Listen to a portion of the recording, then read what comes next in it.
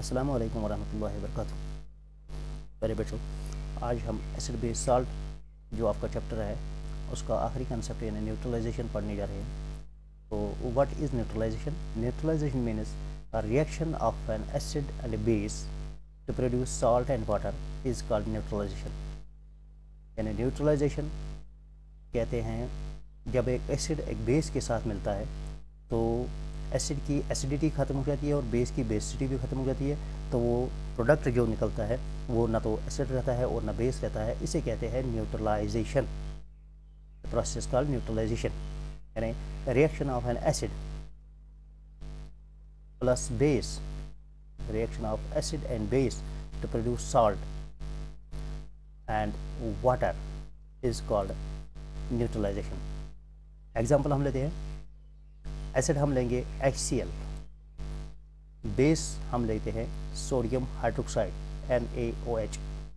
तो क्या होता है, ये HCl जो है ये एसिड है, आपको पता है ये मिनरल एसिड है, और ये NaOH ये बेस है। तो एक एसिड एक बेस के साथ मिलाएंगे, देखते हैं क्या होता है। ये जो एसिड है इसका जो Cl है, Cl मिलता है Na से, यानी Na सोडियम, Cl क्लोरीन है। सोडियम और क्लोरीन मिलते हैं और बनाते हैं सोडियम क्लोराइड प्लस। और ये H जो है यहाँ ये HOH के साथ मिलता है, यानी हाइड्रोजन हाइड्रोक्सल, ये जो ये वाला हिस्सा है इसके साथ मिलता है और बनाता है वाटर यानी H2। तो NaCl जो है, NaCl ना तो ये एसिड है ना ये बेस है, बल्कि ये न्यूट्रल है। न्यूट्रल है यानी न्यूट्रल ऑब्जेक्ट हासिल करने के लिए हमने जो प्रोसेस की है इसको कहते हैं न्यूट्रलाइजेशन, यानी reaction of an acid and base to produce salt and water is called neutralization. चलिए अगला करते हैं हम, what is the importance of neutralization in daily life. Neutralization in daily life, तो इसके लिए हम सबसे पहले करते हैं नंबर 1 डाइजेशन। आपको पता है हमारा जो स्टमक है, तो स्टमक जो है यहाँ खाना 2-2.5 घंटा रहता है हजम होने के लिए, डाइजेस्ट होने के लिए। तो इसमें कुदरत ने एक रस रखा है, एक जूस की तरह आप समझिए। तो यहाँ से निकलता है हाइड्रोक्लोरिक एसिड HCl। तो HCl डाइजेशन के लिए काफ़ी अहम है। आपने न्यूट्रिशन जो हमने चैप्टर पढ़ा है इसमें हमने पढ़ा है कि डाइजेशन होता क्या है। तो HCl जो है डाइजेशन के लिए ज़रूरी है, मगर कभी कभी क्या होता है कि HCl की मिकदार जो है वो हमारे इस स्टमक में ज़्यादा होती है, जिससे कि हमारी डकारी आती है और हम कहते हैं कि हमें एसिडिटी हुई है। इस कंडीशन को कहते हैं एसिडिटी, यानी कंसंट्रेशन जब हाइड्रोक्लोरिक एसिड की ज़्यादा हो जाती है, यानी मिकदार इसकी ज़्यादा हो जाती है हमारे बॉडी में, तो हम कहते हैं एसिडिटी। तो एसिडिटी को भगाने के लिए, दूर करने के लिए हम डॉक्टर के पास जाते हैं। वो क्या प्रेस्क्राइब करता है, वो या तो टैबलेट देता है या फिर सिरप देता है खाने के लिए, एक बोतल।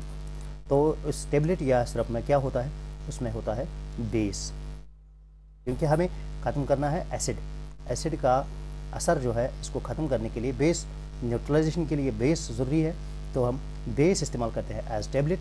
तो इसमें क्या होता है, मैग्नीशियम हाइड्रोक्साइड या मैग्नीशियम कार्बोनेट, मैग्नीशियम हाइड्रोक्साइड या मैग्नीशियम कार्बोनेट इन टैबलेट या सिरप में होता है। तो मैग्नीशियम कार्बोनेट या मैग्नीशियम हाइड्रोक्साइड एक बेस होता है जो कि एसिडिटी को कंट्रोल करने के लिए या न्यूट्रलाइज करने के लिए इस्तेमाल किया जाता है। तो number next is acidic soil.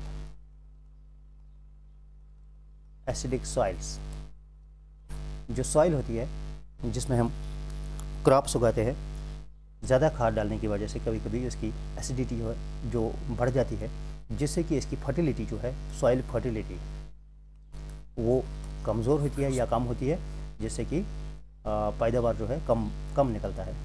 तो इस सूरत में क्या करते हैं, एसिड सॉइल को न्यूट्रलाइज करने के लिए बेस का इस्तेमाल किया जाता है, यानी कैल्शियम ऑक्साइड या लाइम, चूना जिसे कहते हैं, वो मिलाते हैं सॉइल में।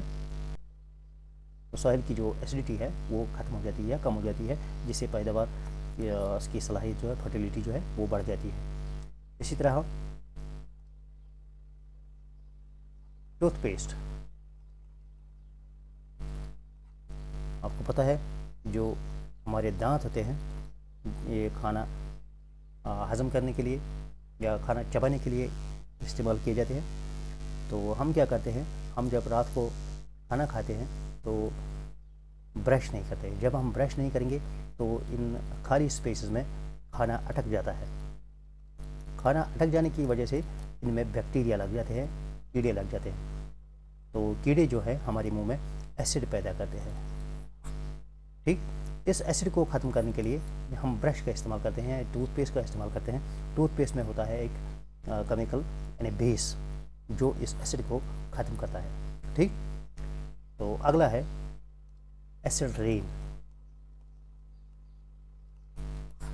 एसिड रेन हमने इससे पहले पढ़ा है एसिड रेन कि जब आयर में सल्फ़र डाइऑक्साइड की मिकदार ज़्यादा हो जाती है एज पोल्यूटेंट, तो ये एटमॉस्फेयर में ये जो होते हैं वाटर ड्रॉपलेट्स या वाटर वेपर, इनके साथ ये सल्फ़र डाइऑक्साइड मिलता है तो सल्फ्यूरस एसिड बन जाता है। सल्फ्यूरस एसिड रेन के साथ नीचे ज़मीन पर गिरता है। इस बारिश को कहते हैं तेज़ाबी बारिश या एसिड रेन। एसिड रेन क्या करता है, जो एंशियंट मॉन्यूमेंट्स हैं जैसे ताजमहल है, रेड फोर्ट है या बाकी जो भी मार्बल की बनी हुई बिल्डिंग्स है, मार्बल, तो इनको अटैक करता है।